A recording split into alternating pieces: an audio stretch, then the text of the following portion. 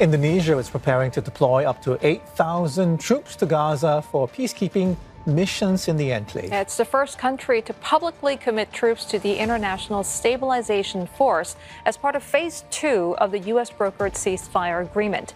A spokesperson for Indonesian President Prabowo Subianto said the proposed multinational peacekeeping force could total around 20,000 troops, but added that deployment terms and areas of operation remain under negotiation. Well, Indonesia officially became a founding member of U.S. President Trump's Board of Peace last month. The organization aims to ensure reconstruction in Gaza proceeds effectively. Mr. Prabowo's decision to join the alliance drew widespread criticism at home, but public anger over U.S. involvement in Israel's attacks on Gaza. Indonesia kembali menjadi motor penggerak perdamaian di Gaza. Pemerintah tanah air berhasil mendesak PBB dan Amerika Serikat untuk segera menghukum Israel. Presiden Prabowo Subianto juga melakukan manuver berani dengan mengirimkan 8.000 pasukan TNI ke Gaza. Ribuan prajurit TNI ini akan menjadi pasukan internasional pertama yang menjaga Palestina. TNI bakal melindungi warga negeri para nabi dari kejahatan perang Israel yang semakin membabi buta. Desakan Indonesia juga berhasil memancing negara-negara lain untuk mengirim pasukan. Turki sampai Italia berencana mengikuti keputusan Indonesia untuk mengirim pasukan ke Gaza. Bagaimanakah keberanian Indonesia menjadi negara terdepan untuk melindungi Gaza? Keberanian Indonesia mengirim pasukan ke Gaza. Solidaritas Indonesia untuk masyarakat Palestina memang tidak perlu diragukan. Pemerintah RI kembali berencana menolong warga Gaza dengan bantuan yang lebih konkret. Salah satunya adalah mengirim pasukan Tentara Nasional Indonesia. Rencana ini sudah lama dipikirkan oleh Presiden Prabowo Subianto bahkan sejak tahun lalu. RI 1 ingin TNI menjaga rakyat Gaza di tengah serangan biadab dari Israel. Indonesia dilaporkan berencana mengirim 8.000 pasukan perdamaian seperti yang disampaikan pihak istana. Bahkan jumlah ini masih bisa bertambah hingga total mencapai 20.000 pasukan. Hal ini sudah dikonfirmasi oleh Menteri Sekretaris Negara Prasetyo Hadi. Belum, sedang dibicarakan, tapi ada kemungkinan kita akan kurang lebih di angka 8.000 itu. Totalnya kurang lebih sekitar 20.000. Total ya, kata Prasetyo. Pemerintah terus melakukan persiapan untuk pengiriman pasukan perdamaian ini. Indonesia nggak ingin ribuan TNI yang dikirim ke Gaza tidak memberikan dampak besar untuk rakyat Palestina. Kita baru mempersiapkan diri, waktu-waktu sudah dicapai kesepakatan. Dan kita harus mengirim pasukan perdamaian sebagai sebuah komitmen. Itu akan kita lakukan, ujar Pramono lagi. TNI bakal diberikan mandat untuk menurunkan eskalasi konflik yang disebabkan Zionis Israel. Selain itu, kedatangan pasukan perdamaian Indonesia untuk memberikan dukungan kemanusiaan dan rekonstruksi di wilayah tersebut. Keseriusan Indonesia mengirimkan pasukan TNI di Gaza adalah grand plan dari Presiden Prabowo. Jika semuanya berjalan lancar, TNI akan menjadi tentara internasional pertama yang menjaga perdamaian Gaza. Alhasil, kualifikasi prajurit yang akan menjadi bagian dari sejarah ini tidak main-main. Personil TNI yang akan diberangkatkan ke Gaza memiliki pengalaman pernah ditugaskan ke misi perdamaian Perserikatan Bangsa-Bangsa. Salah satu misi perdamaian di mana Indonesia aktif terlibat, yakni di Lebanon lewat UNIFIL. Saya kira kita udah punya pengalaman ya, ada UNIFIL yang pernah ke sana, satuan-satuan yang pernah dikirim ke sana. Inilah nanti yang akan kami rekrut. Mereka mempunyai pengalaman dari sisi medan dan bagaimana dia berkomunikasi dengan masyarakat di sana, walaupun itu di wilayah Lebanon, ujar Wakil Panglima TNI, Jenderal Tandio Budi Ravita. Di kancah perdamaian internasional, nama TNI memang terkenal dengan rekam jejak hebatnya. Sejak 1957 hingga sekarang, tercatat sudah 30.000 pasukan tentara Indonesia yang membantu misi perdamaian PBB. Pasukan TNI yang bertugas di kancah internasional ini biasanya disebut KONGA atau Kontingen Garuda. Misi pasukan TNI di Gaza nanti bukan sesuatu yang mudah dan tanpa bertaruh nyawa. Kondisi bumi para nabi sekarang semakin mencekam akibat pelanggaran gencatan senjata oleh Israel. Serangan bertubi-tubi terus dilancarkan oleh negeri Zionis ke penduduk Palestina. Israel baru saja melakukan penghancuran besar-besaran di wilayah selatan dan utara Gaza. Pemukiman penduduk Gaza rata dengan tanah akibat serangan mengerikan Israel. Menurut keterangan para saksi mata, pasukan Israel melaksanakan penghancuran besar di daerah timur Khan Yunis, wilayah yang masih berada di bawah kendali militer Israel. Penghancuran juga terus berlangsung di area-area Gaza City yang diduduki. Dilaporkan bahwa Israel menggunakan pesawat nirawak jenis quadcopter untuk menjatuhkan bahan peledak ke atas rumah-rumah warga Palestina. Pemukiman tersebut sudah lebih dulu ditandai untuk dihancurkan di wilayah Jabalia. Selain itu, pasukan Israel disebut melepaskan tembakan ke arah wilayah pesisir Rafah dan Khan Yunis. Kendaraan militer yang ditempatkan di Khan Yunis juga dilaporkan menembaki warga Palestina. Selain menghancurkan dan merusak, negeri Zionis juga terus melakukan aneksasi wilayah tepi barat. Sebagai informasi, area tepi barat ini adalah wilayah yang dianggap sangat strategis oleh pemerintah Israel. Alasannya karena keamanan, ideologi religius, dan politis. Tepi barat sendiri dianggap sebagai bahan historis dalam ajaran Yahudi. Namun tujuan yang paling terlihat dari aneksasi tepi barat adalah membatasi dan mempersempit ruang gerak penduduk Palestina. Pemerintah Indonesia langsung mengecam tindakan biadab negeri Zionis di tepi barat. Kami mengecam dengan keras keputusan dan langkah ilegal Israel yang bertujuan memaksakan kedaulatan Israel yang tidak sah, memperkuat aktivitas permukiman, serta memberlakukan realitas hukum dan administratif baru di tepi barat yang diduduki, ujar Menteri Luar Negeri Suyono. Didukung sejumlah negara besar. Langkah berani Indonesia ini langsung mendapat dukungan dari sejumlah negara besar. Iran menyambut hangat keinginan pemerintah tanah air untuk menjaga keamanan Gaza. Iran sendiri dikenal sebagai negara yang juga aktif membela kepentingan Palestina. Salah satunya dengan mendukung perjuangan prajurit Hamas untuk memerangi kebiadaban negeri Zionis.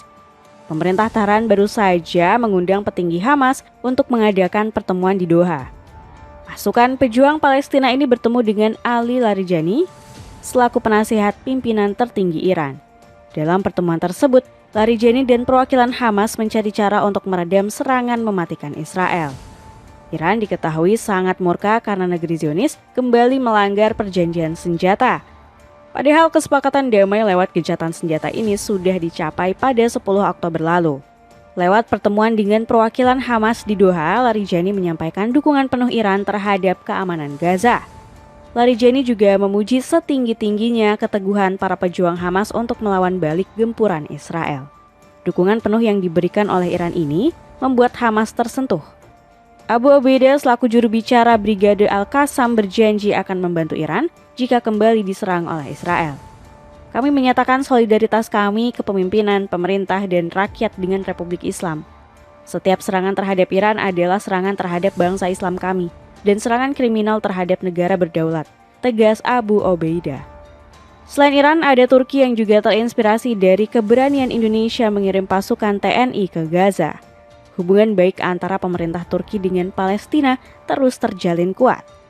Negeri bunga tulip ini akan mengirimkan pasukan perdamaian ke Gaza. Angkatan bersenjata Turki atau TAF akan mengawal stabilitas perdamaian di bumi para nabi. Hal ini disampaikan langsung oleh Menteri Luar Negeri Turki Hakan Fidan. Dalam wawancara terbarunya, Fidan dengan tegas tidak akan meninggalkan rakyat Palestina sendirian. Ia menegaskan tekad Ankara untuk berperan langsung meskipun ada penolakan Israel saat ia memaparkan rencana untuk tata kelola pasca perang, bantuan kemanusiaan, dan diplomasi regional yang lebih luas. Sederhananya, Turki bakal tetap mengirim pasukan perdamaian ke Gaza meski Israel menolak. Jika kondisi yang diperlukan terpenuhi, kami memiliki kemauan untuk memberikan dukungan militer, kata Fidan. Selain bantuan militer, Turki juga terus memasok bantuan kemanusiaan untuk Gaza. Pada musim dingin lalu, Turki aktif memberikan operasi bantuan untuk warga Gaza yang kedinginan. Ankara bahkan sempat berencana membuat perumahan kontainer yang lebih hangat dibanding tenda-tenda pengungsi Gaza. Turki juga dengan tegas mengambil sikap terkait Hamas. Pemerintah Recep Tayyip Erdogan tidak akan meninggalkan Hamas. Mereka menentang keras pelucutan senjata para pejuang Hamas seperti yang disarankan Israel. Jika para pejuang Hamas kehilangan pasokan senjatanya, maka mereka pasti akan dihancurkan oleh Israel. Negara lain yang akan mengirimkan pasukan perdamaian ke Gaza adalah Azerbaijan, Pakistan, Uni Emirat Arab, dan Qatar. Langkah pemerintah RI untuk memancing perhatian dunia internasional akhirnya berhasil. kini negara-negara lain serius melawan kekejaman dari penjajah Zionis di bumi para nabi. Dapatkan celana pendek bahan premium yang cukup adem dari Honorable cuma 40 ribuan. Cek link di bawah ini. Israel marah besar dengan gebrakan Indonesia. Rencana pemerintah Indonesia untuk mengirim pasukan perdamaian ke Gaza mendapat perlawanan keras dari Israel. Benyamin Netanyahu sebelumnya juga pernah menentang ide dari pemerintah RI tersebut. Perdana Menteri Israel ini dengan arogan merasa bisa mengendalikan semuanya. Kami memegang kendali atas keamanan kami, dan kami juga telah menegaskan bahwa terkait pasukan internasional, Israel akan menentukan pasukan mana yang tidak dapat kami terima, dan beginilah cara kami beroperasi dan akan terus beroperasi, kata Netanyahu. Langkah berani Indonesia ini benar-benar mengusik ketentraman Netanyahu. Politikus kontroversial yang akrab disapa Bibi ini berusaha menjegal langkah pemerintah RI. Netanyahu segera berangkat ke Amerika Serikat untuk menemui Donald Trump. Ia ingin meminta bantuan pada sekutu terbaiknya tersebut. Selain menjegal upaya Indonesia mengirimkan pasukan perdamaian, Israel juga membawa misi lain di Washington. Negeri Zionis terus memprovokasi AS untuk menyerang Iran. Nampaknya negeri Zionis ini masih sangat penasaran untuk bisa meruntuhkan Republik Islam Iran. Pasalnya, Iran sudah mencoba ratusan bahkan ribuan kali untuk melengsarkan Ayatollah Ali Khamenei dari kursi pemimpin tertinggi Iran.